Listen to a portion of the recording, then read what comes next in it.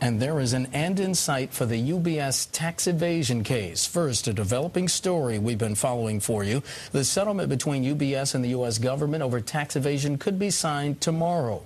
Both sides have reportedly reached an agreement, but no details have emerged yet. But the settlement may not mean the end of the investigation. The U.S. probe of UBS and its handling of American account holders is widening into a global search. The Wall Street Journal is reporting that the U.S. is probing whether the Swiss bank helped Americans evade taxes by using enterprises set up in Hong Kong.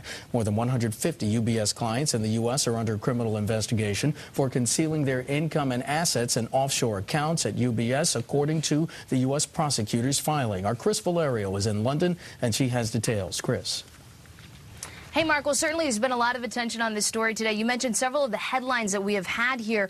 So the first thing to mention is that we did get headlines, the latest headlines, out about an hour ago. According to a filing, and you mentioned this U.S. prosecutor, more than 150 companies are being investigated right now. Remember, this is a large part of the story having to do with tax evasion. This is what the U.S. government has been talking with authorities in Switzerland about. The other issue, of course, UBS got a huge cash infusion from their government, $5.6 billion investment. So the Swiss government certainly using this as an excuse to exit that, saying that it is no longer as risky of a company if it can get rid of these certain specific accounts. So a lot of attention again.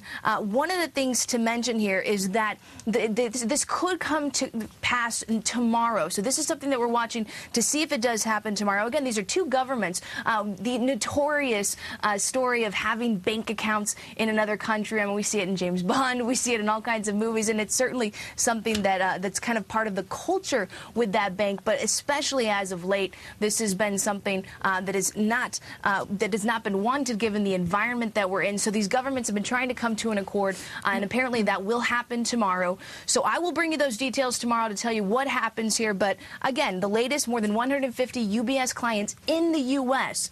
apparently under criminal investigation for tax evasion and assets in those offshore accounts. Mark.